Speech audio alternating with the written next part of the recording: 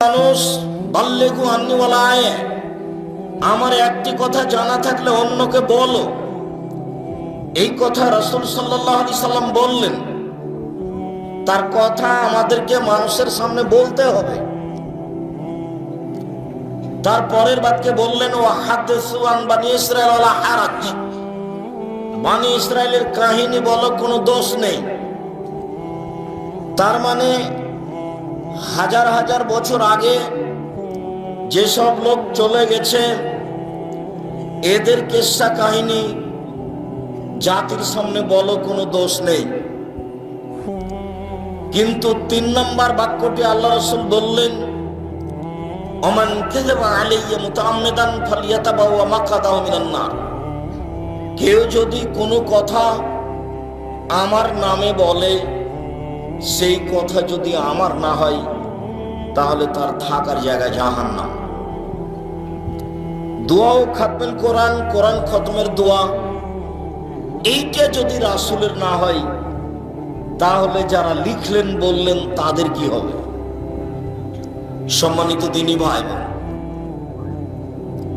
বুখারী মুসলিমের অত্র হাদিসটি যদি এইভাবে হতো তাহলে ভালো বুঝে আসতো।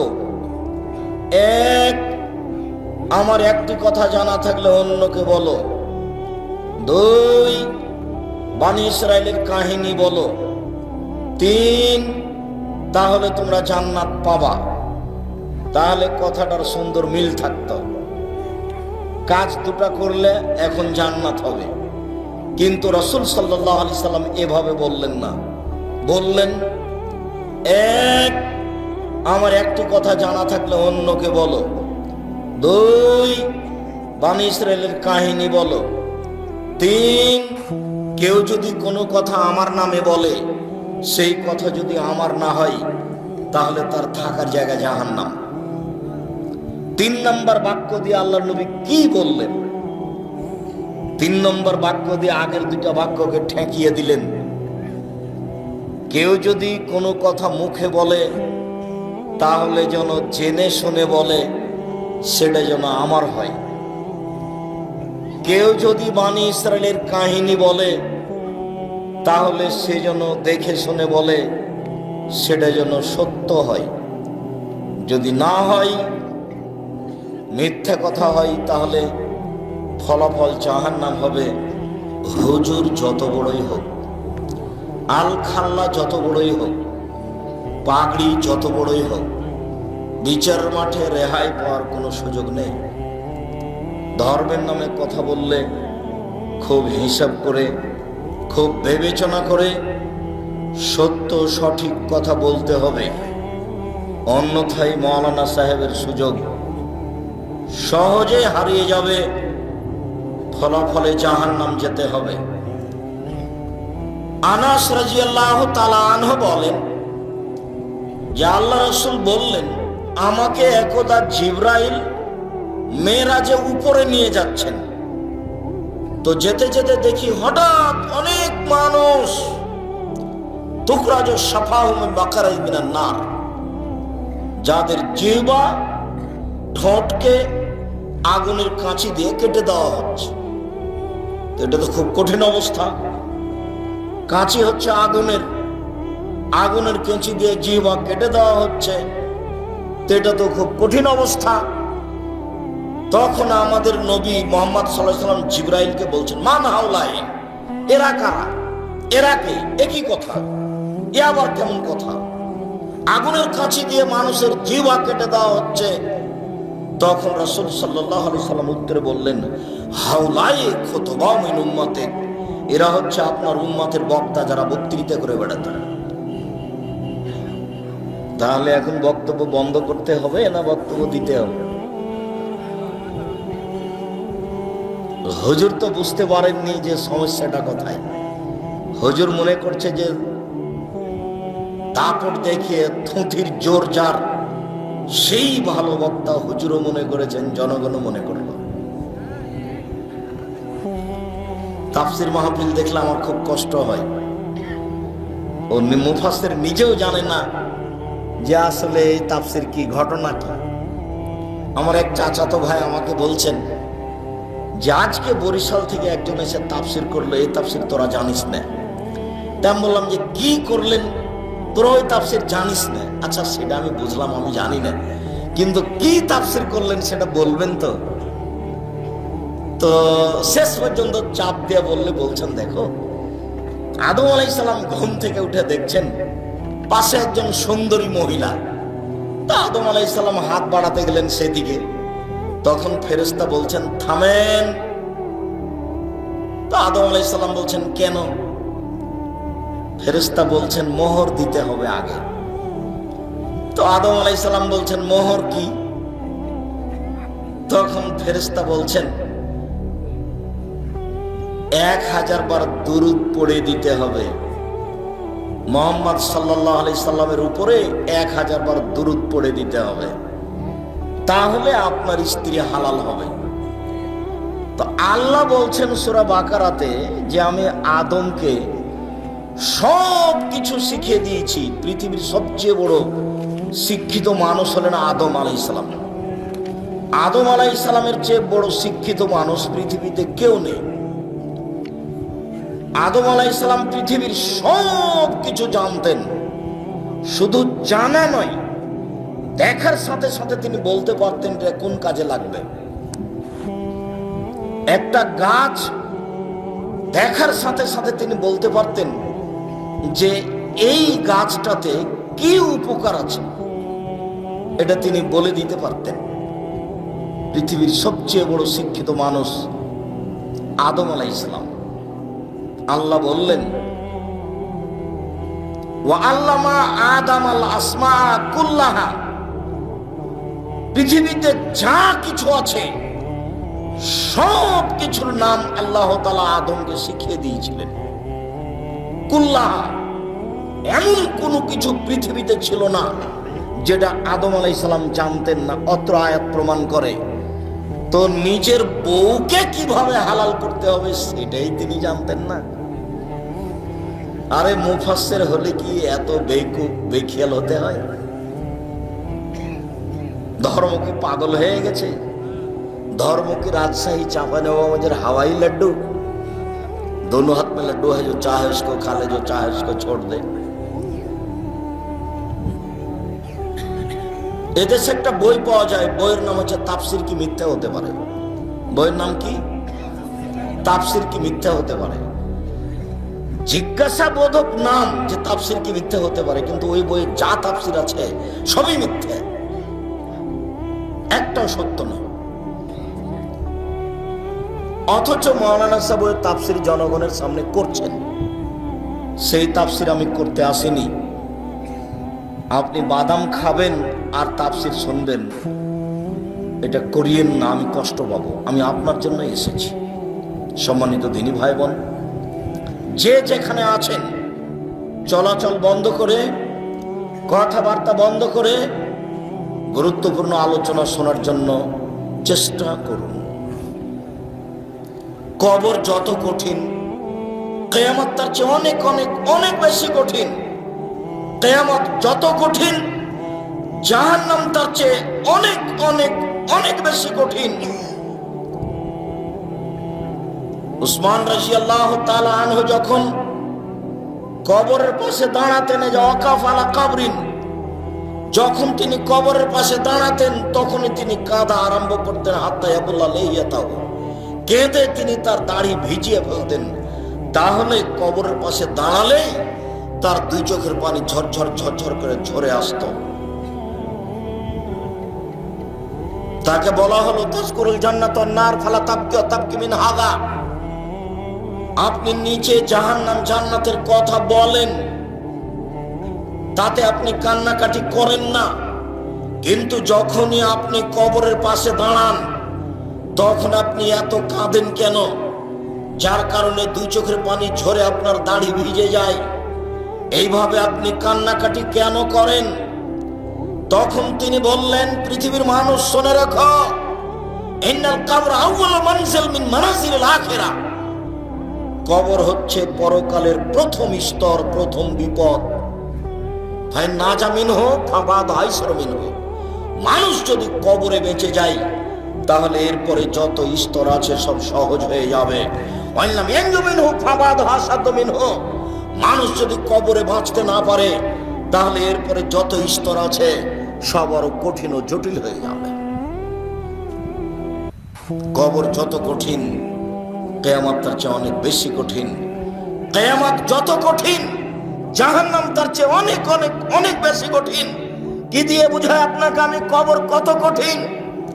রাসূল সাল্লাল্লাহু আলাইহি ওয়াসাল্লাম বলেন, যখন তাকে কবরে জিজ্ঞাসা করা হবে দ্বীন সম্পর্কে, মুহাম্মদ সাল্লাল্লাহু আলাইহি সাল্লাম সম্পর্কে, ইসলাম সম্পর্কে, সে যদি উত্তর দিতে না পারে, ইয়াজরিবু জারবাতান, এত জোরে তাকে ফেরেশতা মারবেন, ইয়াসিহু সাইহাতান, সে বাপরে মারে করে চিৎকার করবে, ইয়াসমু মা বাইনাল মাশরিকিল মাগরিব ইল্লা সাকালাইন, সারা পৃথিবীর জীবজন্তু, কীট পতঙ্গ, পদার্থ, জড় পদার্থ সব কিছু তার চিৎকার শুনতে পাবে, মানুষ আর জিন শুনতে পাবে না।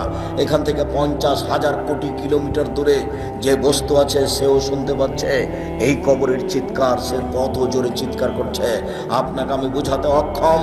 মুহাম্মদ সাল্লাল্লাহু আলাইহি সাল্লাম বলেছেন, যে মারে সে চোখে দেখে না, যে মারে সে কানে শোনে না, যে মারে সে ফেরেশতা, তার রং বিভিন্ন ধরনের, কালো নীল, ভিন্ন ধরনের রং, চোখে দেখে না, কানে শোনে না, কোথায় মারছে আর চিৎকার যে করছে ও শুনতে পায় না, যার কারণে তার মারার গতির পরিবর্তন হয় না। মারে যে সে পুলিশ নয়, মারে যে সে মানুষ নয়, সে খায় না, পেশাব করে না, তার সংসার নাই, তার বিবাহ শাদী নেই, তিনি হচ্ছেন ফেরেশতা। প্রথম বাড়িও যেমন, শেষ বাড়িও তেমন, এইভাবে তাকে মারতে থাকবে বিচারের দিন পর্যন্ত। রাসূল সাল্লাল্লাহু আলাইহি সাল্লাম বলেন, যে লাঠি দিয়ে মারা হয়, যে হাতুড় দিয়ে মারা হয়, সেই হাতুড় যদি পাহাড়ের উপরে মারা হয় তাহলে ফায়াসিরু তুরাব, সেটা পাথর হয়ে যাবে, ধুলা হয়ে যাবে, একবারে খান খান হয়ে। পাহাড়ের উপরে মারা হলে পাহাড় ধুলা হয়ে যাবে। যেই হাতুড় দিয়ে মারা হয়, সেই হাতুড়টা যদি পাহাড়কে মারা হয় তাহলে পাহাড় ধুলা হয়ে যাবে। মুহাম্মদ সাল্লাল্লাহু আলাইহি সাল্লাম এইভাবে বলেন। কি দিয়ে বুঝায় আপনাকে আমি কবর কত কঠিন? এখানে চিৎকার করছে, তার কণ্ঠ, তার শব্দ শুনতে পাচ্ছে 50,000 কোটি কিলোমিটার দূরে। যে মানুষ, যে জীবজন্তু আছে, জিন আর মানুষ ব্যতীত যে পদার্থ, জড় পদার্থ আছে, সে শুনতে পাচ্ছে। কবরের শাস্তি শুনতে পাচ্ছে গিলাসটা, কবরের শাস্তি শুনতে পাচ্ছে বক্সটা, কবরের শাস্তি শুনতে পাচ্ছে বাল্বটা, কবরের শাস্তি শুনতে পাচ্ছে এই মাইক, সব কিছু শুনতে পাচ্ছে কবরের চিৎকার। কিন্তু মানুষ এবং জিন শুনতে পায় না। শুনতে পারলে সে বাঁচত না। আপনাকে আমি বুঝাতে পারি কবর কি জিনিস। রাসূল সাল্লাল্লাহু আলাইহি সাল্লাম দিন রাত কবরের শাস্তি থেকে বাঁচতে চাইতেন। যখনই তিনি জানাজায় দাঁড়াতেন তখনও লোকটার জন্য কবরের শাস্তি থেকে আল্লাহর কাছে বাঁচতে চাইছেন, আল্লাহ তুমি তাকে কবরের শাস্তি থেকে বাঁচাও। সম্মানিত দিনী ভাই বোন, বাড়ির পিছন দিকে যে 2 হাত 2.5 হাত গর্ত করে কবর করা হয়েছে, তার নাম কবর নয়। সেটাই যদি কবর হতো তাহলে যাকে বাঘে খেয়ে নিল তার কবর কোথায়? কবরস্থানে 2-2.5 হাত যে কবর করা হয় সেটাই কবর নয়। সেটাই যদি কবর হতো তাহলে যে আগুনে জ্বলে ছাই হয়ে গেল তার কবর কোথায়? সেটাই যদি কবর হতো তাহলে যে পানিতে ডুবে হারিয়ে গেল তার কবর কোথায়? মরার পর থেকে নিয়ে বিচারের দিন পর্যন্ত একটা দীর্ঘ সময়ের নাম কবর, যাকে বলা হয় আলামে বারজাক। এই দীর্ঘ সময়ের নাম কবর। এটা কোনো জায়গা, কোনো স্থান নয়। সম্মানিত দিনী ভাই বোন, এই দীর্ঘ সময়ের ভালোটা হলো ভালো, খারাপটা হলো খারাপ। মানুষটা যদি ভালো, জিজ্ঞাসা করবেন, তখন যদি তার উত্তর ঠিক হয় তাহলে ফেরেশতা বলবেন, নামকা নামাতিল আরুসে লাইকুদুল আবালিহি, তুমি ঘুমিয়ে যাও বাসর রাতের ঘুমানোর মতো, যাকে কেউ জাগাবে না তার অতীব প্রিয় মানুষ ছাড়া। তুমি ঘুমিয়ে যাও বাসর রাতের ঘুমানোর মতো, যাকে কেউ জাগাবে না অতীব প্রিয় মানুষ ছাড়া। যখনই তাকে ঘুমাবে, ঘুম থেকে জাগাবে, তখনই সে একটু কষ্টবোধ মনে করে বলবে, এখনই তো মাত্র ঘুমালাম, কেমন হয়ে গেল, এখনই তো ঘুমালাম, কেন আমাকে এভাবে উঠানো হলো? তার এরকম একটা পরিবেশ থাকবে। অথচ সেই লোকটা কবরে ঘুমিয়ে আছে 4000 বছর থেকে, 10,000 বছর থেকে। তার মানে ভালো মানুষের কবরে থাকার সময়সীমা হলো বাসর রাতের সমান। তা 2 ঘন্টা হতে পারে, 2.5 ঘন্টা হতে পারে, 3 ঘন্টা হতে পারে। এটা হলো ভালো মানুষের কবরের সময়সীমা। আর যারা খারাপ মানুষ তারা তো আপনাকে আর আমি কি দিয়ে বুঝাই। কবরের শাস্তিকে স্বপ্নের মতো বলা যেতে পারে। আপনি পাশে বসে আছেন, আপনার ভাই শুয়ে আছে, ঘুমিয়ে আছে, গোখরা সাপ তাকে দংশন করছে, সে বাপরে মারে করে চিৎকার করে পালিয়ে যাচ্ছে ঘুমের ঘরে। এরপরে তার ঘুম ভেঙে গেল, ঘুম ভাঙতে দেখতে পাচ্ছে গমা সাপ কত বড় ছিল, রং কেমন ছিল, কিভাবে কে দংশন করছে, সে সব কিছু এখন অক্ষরে অক্ষরে বলে দিতে পারবে ঘুম থেকে উঠে। কিন্তু যে পাশে বসে আছে সে কিছুই দেখতে পায় না। বুঝাতে পারিনি কথা মনে হয়। এরকম হলো কবরের শাস্তি। আপনি কবর খনন করে সাপ দেখবেন এ কথা ঠিক নয়। ওই যে একটা কাগজে লেখা ছিল যে জনৈকে ইমাম সৌদি আরব থেকে ইমামতি করার পরে মসজিদ থেকে বের হয়ে একটা কবর খনন করে দেখলেন যে একটা লাশকে সাপ পেঁচিয়ে ধরে আছে। তারপরে বলে দিলেন যে এইটা ফটোকপি করে যে যত বিতরণ করতে পারবে সেই তত ভালো। একেবারে নগদ মিথ্যা কথা। কবরের শাস্তি মানুষ দেখা তো বহু দূরের কথা, শুনতে সক্ষম নয়। কবরের শাস্তি দেখা তো বহু দূরের কথা, মানুষ শুনতে সক্ষম নয়। অতএব কবরের শাস্তিকে আপনার রেকর্ডিং করে বা একটা রূপক পরিকল্পনা করে সাজিয়ে মানুষকে দেখানো হারাম। এটা মানুষের পক্ষে সহজ সম্ভব নয়। কবরের শাস্তি, কবর যত কঠিন কিয়ামত তার চেয়ে অনেক বেশি কঠিন। কিয়ামত যত কঠিন জাহান্নাম তার চেয়ে অনেক অনেক অনেক বেশি কঠিন। কি দিয়ে বুঝায় আপনাকে আমি জাহান্নাম কত কঠিন, কিয়ামত। লাকিয়ে ইব্রাহিম আবাহু আজার, বিচারের মাঠে ইব্রাহিম আলাইহিস সালাম তার পিতা আজরের সাথে সাক্ষাৎ করবেন। আজরের সাথে সাক্ষাৎ করে বলবেন আলাম আকুল্লাহ আলা তাসিন, আব্বা আপনাকে আমি বলিনি যে আপনি আমার নাফরমানি করিয়েন না? কতবার বলেছিলাম আব্বা আপনি আমার নাফরমানি করিয়েন না, আপনি আমার কথা শোনেন, আপনি আমার কথা শোনেন। তখন তার পিতা আজর বিচারের মাঠে বলবে আলিয়ামুল্লাহ আসিকা, বেটা আজকে তোমার নাফরমানি করব না, যা বলবে সেটা আমি মানব। তখন ইব্রাহিম আলাইহিস সালাম বলবেন প্রতিপালক, আমার পিতা আজকে জাহান্নামে যাবে আর আমি জান্নাতে যাব, এর চেয়ে বড় অপমান কি হতে পারে? আইয়ু খিজি রাজা মিন আবিল আবা, আজকে আমার পিতা জাহান্নামে যাবে আর আমি জান্নাতে যাব, এর চেয়ে বড় অপমান কি হতে পারে? আমি ইব্রাহিম এটাকে সবচেয়ে বড় অপমান মনে করছি। তখন আল্লাহ তাআলা বলবেন ইব্রাহিম শুনে রেখো, তোমার পিতা আমার নবীকে মানেনি, তোমার পিতা আমার নবী ইব্রাহিমকে মানেনি, অতএব আজকে তোমার কথা রক্ষা হবে না। তোমার পিতার চেহারা আকৃতি পরিবর্তন করে দেওয়া হলো, সাপের আকৃতি করে দেওয়া হলো।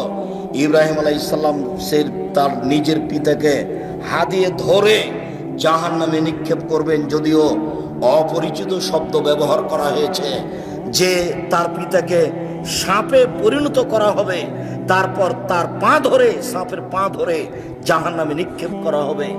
বাস্তবত ইব্রাহিম আলাইহিস সালাম নিজেই করবেন। যখন তার পিতার আকৃতি পরিবর্তন হয়ে যাবে তখন তিনি নিজে ধরে তাকে জাহান্নামে নিক্ষেপ করবেন। বিচারের মাঠে আল্লাহ তাআলা বলবেন, এই বাচ্চা,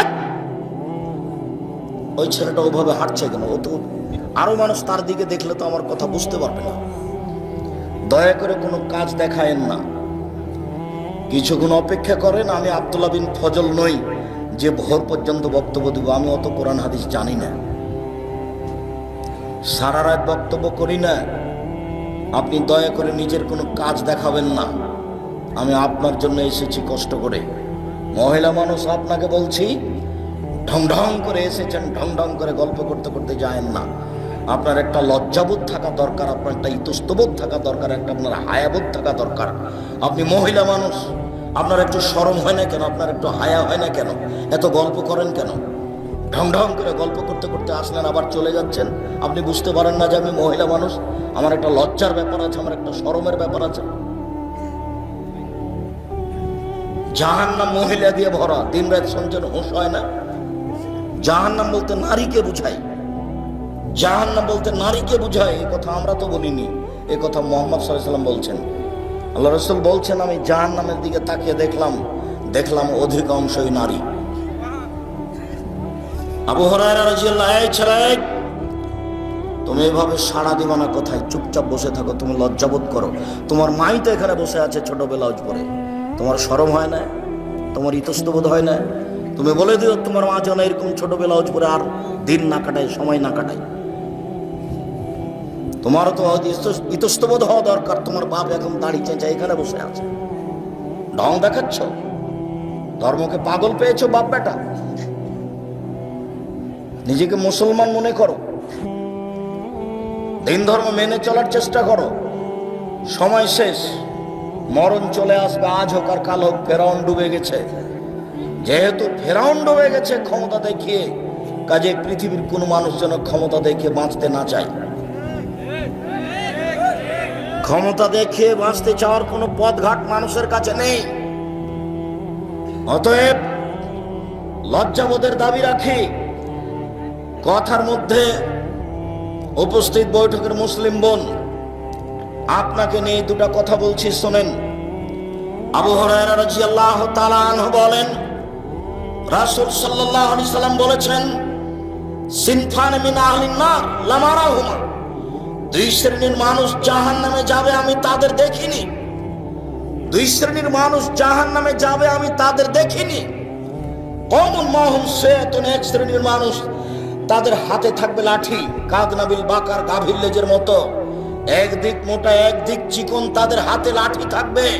ইয়াদরুবু বিহান নাস, তা দিয়ে তারা মানুষকে মারবে।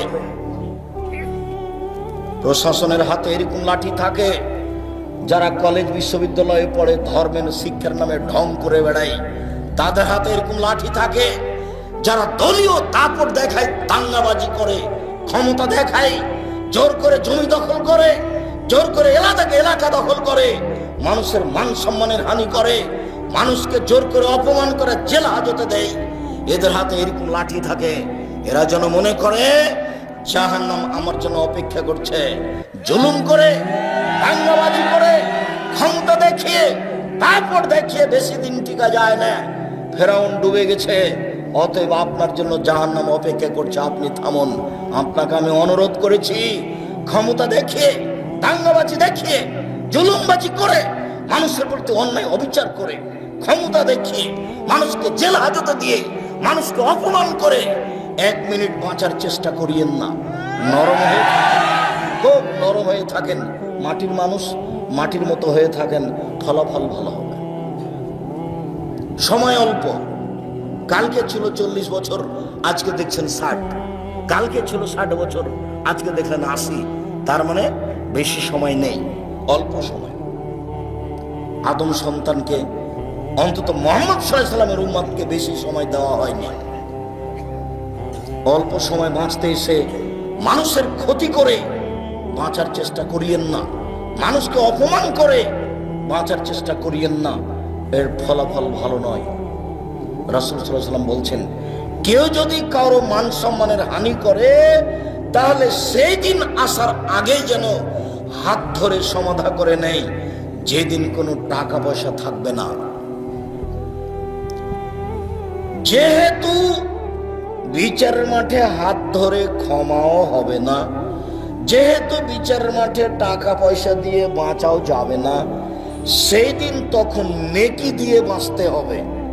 আমি একটা লোককে অপমান করেছিলাম, আমি এখন বাঁচবো কি দিয়ে? আমার নেকি দিয়ে। আমার নেকি দিতে দিতে যখন শেষ হয়ে যাবে, তখন আমি যাব জাহান্নামে, ও যাবে জান্নাতে। এটা হলো বিচারের মাঠে বিচারের পদ্ধতি। ওখানে টাকা পয়সা দিয়ে বিচার হবে না, ওখানে ক্ষমতা দিয়ে বিচার হবে না, ওখানে বিচার হবে নগদ নেকি দিয়ে। জালেমকে তার নেকি বুঝিয়ে দিয়ে তাকে জাহান্নামে যেতে হবে, এটাই হলো বিচার। যার কারণে দাঙ্গাবাজি করে কিছু করার চেষ্টা করিয়েন না। পৃথিবীর মানুষ শোনা রেখো, দুই শ্রেণীর মানুষ জাহান্নামে যাবে, আমি তাদের দেখিনি। এক, এক শ্রেণীর মানুষের হাতে থাকবে লাঠি গাভীর লেজের মতো, একদিক মোটা একদিক চিকন, তারা মানুষকে এই লাঠি দিয়ে মারবে, ওরা জাহান্নামে যাবে। দুই, নিসাউন, মহিলা কাছে এতন কাপড় পরে থাকবে আর এতন উলঙ্গ। তোমার মা ছোট ব্লাউজ পরে এখন বসে আছে, বলো এটা কি? যার হাত দেখা যায়, পেট দেখা যায়।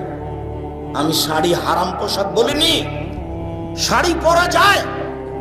আমি বলেছি ভালো হবে সালোয়ার কামিজ মেক্সি চাদর পরেন। শাড়ি যদি পরেন তাহলে 2 ছাড়ের ব্লাউজ পরতে হবে, যার হাত হবে কবজি পর্যন্ত, নিচের দিক কোমরের নিচে চলে যাবে। 1.5 গজ কাপড়ের ব্লাউজ করতে হবে। আর শাড়ি পরলে পা মোজা পরতে হবে বাইরে বের হলে।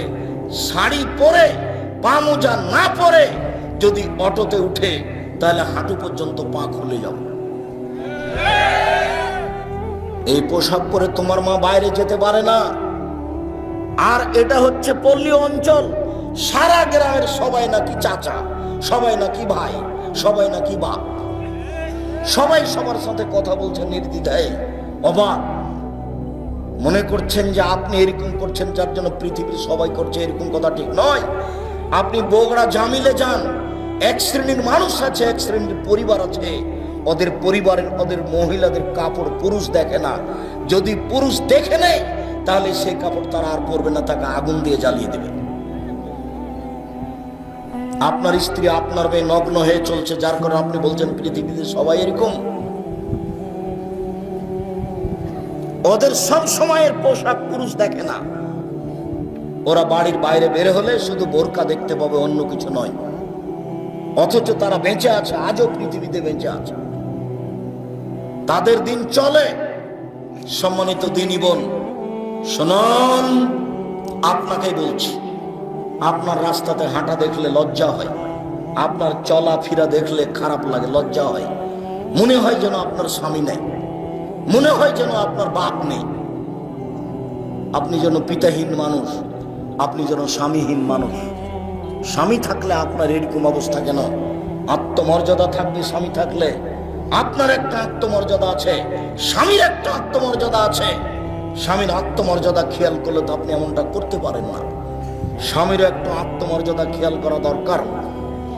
আসমা রাদিয়াল্লাহু তাআলা আনহা বলেন, আবু বকর সিদ্দিকের মেয়ে আসমা রাদিয়াল্লাহু তাআলা আনহা বলেন যে আমি মাঠে থেকে খেজুরের আটি বোঝা মাথায় করে নিয়ে আসছিলাম। রাস্তায় রাসূল সাল্লাল্লাহু আলাইহি ওয়াসাল্লামের সাথে দেখা হয়ে গেল।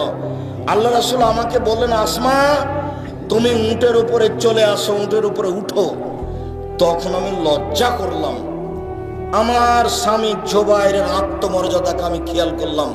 না না না না না, আমি যদি রাসূলের উটের পিছনে উঠি তাহলে জুবাইর এটা খারাপ মনে করবে। জুবাইরের একটা আত্মমর্যাদা আছে, তার একটা দাম আছে। আমি এই হিসাব করে আর রাসূলের উটের পিছন দিকে উঠলাম না। আমি বাড়িতে এসে বললাম, জুবাইর শোনেন, আমার স্বামীকে বললাম এই ঘটনা, আপনার আত্মমর্যাদাকে হিসাব করে আমি রাসূলের উটের পিছনে উঠিনি। তখন জুবাইর বলছেন, দেখো আসমা, রাসূল সাল্লাল্লাহু আলাইহি সাল্লামের উটের পিছনে উঠাটা তোমার কাছে যতটুকু আত্মমর্যাদাতে বাধা দিয়েছে, তুমি যে খেজুরের আটি বোঝা মাথায় করে মাঠে থেকে চলে আসো, এই দৃশ্যটাতে আমার আত্মমর্যাদাতে বেশি বাধা দেয়। আমাকে এটা খুব খারাপ লাগে। তুমি একটা মহিলা মানুষ, মাঠে থেকে বোঝা মাথায় করে নিয়ে চলে আসো, এটা আমাকে খারাপ লাগে। হাদিস বুখারী মুসলিম, তার নাম আত্মমর্যাদা। এই ছেলে, তোমার বাপের একটা আত্মমর্যাদা থাকলে তোমার মা এভাবে বসে থাকতে পারে? তোমার মা, তোমার বাপ একটা কাপুরুষ, তোমার বাপ একটা কাপুরুষ, তোমার বাপ একটা কাপুরুষ, মনে কিছু নিও না। তোমার বাপের ব্যক্তিত্ব থাকলে, তোমার বাপের মর্যাদা থাকলে, তোমার বাপের আত্মমর্যাদা থাকলে তোমার মা এভাবে চলতে পারতো না। এটা অসম্ভব হতে পারে না। তোমার বাপ নিজেকে পশু প্রাণীর মতো মনে করে, বুঝেও বুঝে না, ওরা অন্তর আছে বুঝে না, দেখেও দেখে না, ওরা চক্ষু আছে দেখে না, শোনেও শোনে না, ওরা কান আছে শোনে না। উলাইকা কাল আনআম, তারা পশু প্রাণীর মতো, তারা গরু ছাগলের মতো, তারা কুকুর সিরগালের মতো, বাল হুম আদাল, বরং তার চেয়ে খারাপ। তোমার পিতা পশু প্রাণীর মতো নিজেকে মনে করে। ব্যক্তিত্ব থাকলে এইভাবে স্ত্রী ঘুরতে পারে, যেইভাবে চোখ ঘুরে বউ সেভাবে ঘুরে, চোখ যেভাবে ঘুরে বউ সেভাবে চলে, তার নাম ক্ষমতা, তার নাম ব্যক্তিত্ব, তার নাম আত্মমর্যাদা। রাসূল সাল্লাল্লাহু আলাইহি সাল্লাম বলেন, নিসাউন, মহিলা, কাসিয়াতুন, কাপড় পরে থাকে, আর এতুন, উলঙ্গ। তোমার মার পোশাককে আল্লাহ নবী উলঙ্গ বলেছেন, আর তোমার বোনের পোশাককে আল্লাহ রাসূল উলঙ্গ বলেছেন। এই ছেলে, এই হাদিসের বিকল্প কি তরজমা হতে পারে তুমি বিবেচনা করো। আমি এই কথা বলিনি, এই কথা মুহাম্মদ সাল্লাল্লাহু আলাইহি সাল্লাম বলেছেন। নিজেকে পশু প্রাণী মনে করো না, নিজেকে গরু ছাগল মনে করো না, নিজেকে মানুষ মনে করিও। পশু প্রাণীর বিচার হবে না, গরু ছাগলের বিচার হবে না, কুকুর শ্রীগালের বিচার হবে না, বিচার মানুষের হবে, বিচার জিনের হবে। এরাই বুঝে, এদের বোধ শক্তি আছে, এদের বোধোদয় আছে, এদের বোধগম্য আছে, এদের হিতাহিত জ্ঞান আছে। এরাই ভালো হতে পারে। যেহেতু ভালো হচ্ছে না, কাজে এরা পশু প্রাণীর মতো, এরা গরু ছাগলের মতো, এরা কুকুর শ্রীগালের মতো। তবে আল্লাহ তাদেরকে কুকুর শ্রীগাল বলেননি। পরিবর্তন হতে পারে। আজকেই পরিবর্তন হতে হবে তোমাকে, আজকেই পরিবর্তন হতে হবে তোমার মাকে, আজকেই পরিবর্তন হতে হবে তোমার বোনকে। সিদ্ধান্ত পরিবর্তন করুন, আপনি আমার দিনী বোন। রাসূল সাল্লাল্লাহু আলাইহি সাল্লাম বলেন, মাইলাতুন, এরা পুরুষকে নিজের দিকে আকৃষ্ট করে, মমিলাতুন, তারা পুরুষকে নিজের দিকে আকৃষ্ট করে, মাইলাতুন, এরা নিজেরা আকৃষ্ট হয় পুরুষের দিকে। এরা বাড়িতে যখন থাকে তখন ভালোই থাকে, যখন বাড়ি থেকে বের হয় রাস্তায় চলে তখন কেন জানি কেমন কেমন করে, আনছান আনছান করে। একবার ডান দিকে যায়, একবার বাম দিকে যায়, একবার হাত নাড়ে, একবার চুল নাড়ে, কেন জানি কেমন কেমন করে। তার মানে এরা পুরুষের দিকে আকৃষ্ট হয়েছে। লাইফ খোলা জান্নাত, এরা জান্নাতে যাবে না, জান্নাতে তো যাবে না, যাবে না। ওয়ালা ইয়াজিদনা রিহাহা, এরা জান্নাতের গন্ধ পাবে না। ফাইনা রিহাহা লা তুজাদু মিন মাসরাতি কাদা ওয়া কাদা, যে জান্নাতের গন্ধ 1 বছরের দূরত্ব পথ থেকে পাওয়া যায়, এটা জান্নাত। এখানে একটা দ্রুতগামী ঘোড়া দৌড়াতে আরম্ভ করে, 1 বছর দৌড়ায়, এই যত পথ যাবে ওই পথের মাথায় কেউ যদি দাঁড়ায় তাহলে জান্নাতের গন্ধ পাবে। এই মহিলারা জান্নাতের গন্ধ পাবে না। সম্মানিত দিনী বোন, আপনাকে আমরা আর একটা কথা বলে আমাদের আলোচনার দিকে এগিয়ে যাচ্ছি। রাসূল সাল্লাল্লাহু আলাইহি ওয়াসাল্লাম বলেন, 3 শ্রেণীর মানুষ জান্নাতে যাবে না। সালাসাতুন লা তাদখুলুল জান্নাতা আবাদা, 3 শ্রেণীর মানুষ কখনো তারা জান্নাতে যাবে না। 1, মদমিনুল খামর, যারা নিয়মিত বিড়ি, তামাক, জর্দা, সিগারেট, গুল, নেশাদার দ্রব্য খায়, পান করে, তারা জান্নাতে যাবে না। এমন ভাবে আজ থেকে আপনি বিড়ি সিগারেট ছেড়ে দিবেন, দোকানদার যেন একেবারে যা কিনেছিল সেটা যেন মালিককে ফেরত দিয়ে আসে বা ফেলে দেয়, আগুন দিয়ে জ্বালিয়ে দেয়। আর তুমি যদি আবার এখান থেকে উঠে গিয়ে আবার সিগারেট লাগাও, তখন তুমি মনে করি কি ব্যাপার, আমি কি পশু নাকি? বুঝেও তো বুঝলাম না, আমি তো বুঝলাম, তারপরে আবার আমি ভালো হতে পারলাম না কেন? তাহলে কি আসলে আমি পশুর মতো হয়ে গেছি? ফকির ভিক্ষা চাইলে বলেন মাফ কর, আর ওই টাকা দিয়ে বিড়ি সিগারেট কিনে দিন রাত খান, শরম হয় না কেন? রাসূল সাল্লাল্লাহু আলাইহি ওয়াসাল্লামকে জিজ্ঞাসা করা হয়েছিল, আল্লাহর নবী, আইউল আমাল আফজাল, পৃথিবীতে কর্ম হিসাব সবচেয়ে উত্তম কোনটা? মানুষ যে সব কাজ করে তার সবচেয়ে ভালো কাজ কোনটা? তখন আল্লাহ রাসূল উত্তরে বললেন, তুতে মুত্তাম ওয়া তাকরাউ সালাম আলামান আরাফতা ওয়া মান লাম তারিফ, তুমি দুস্থ গরিব ফকির মিসকিনকে খেতে দেবা, এটাই তোমার জীবনে সবচেয়ে ভালো কাজ। 2, যাকে চিনো তাকেও সালাম দিবা, যাকে চিনো না তাকেও সালাম দিবা। দেখে সালাম দিতে হবে এই কথা নয়, মৌলানা সাহেবকে সালাম দিতে হবে এই কথা নয়।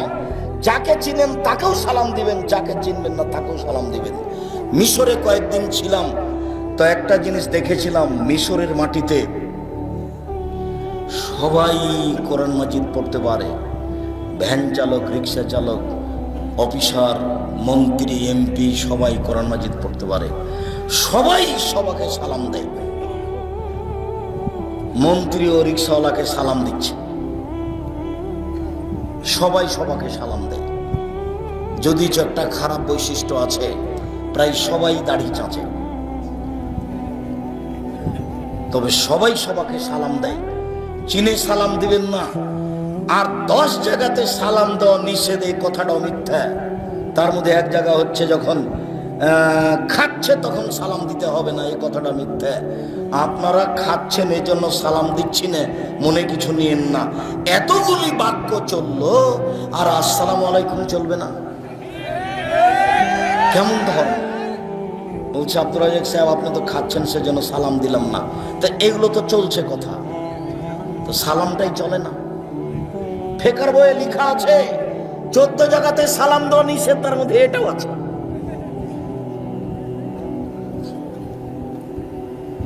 পাবনা যাচ্ছি তো এক লোক অজু করছে, আমি সালাম দিয়েছি, তা আমাকে বলছে অজু করার সময় সালাম দেওয়া যায় না। তো আমি বলছি যে কোথায় আছে? আছে। কোথায় আছে? আছে। তারপর অনেক কথা। আল্লাহ মাফ করো, অজু করার সময় সালাম দেওয়া যায় না, এ কোন কথা? রাসূল সাল্লাল্লাহু আলাইহি ওয়াসাল্লাম বলছেন যাকে চিনো তাকেও সালাম দিবা, যাকে চিনো না তাকেও সালাম দিবা। মোবাইলের রিং হচ্ছে, অন করে যে আপনি সালাম দেন, হিন্দু হোক, মুসলমান হোক, বৌদ্ধ হোক, খ্রিস্টান হোক, সে যেই হোক না কেন, ডোম হোক, চামার হোক, হাঁড়ি হোক, সে যেই হোক না কেন, মুচি হোক, মেথর হোক, আপনি তাকে সালাম দিবেন। যদি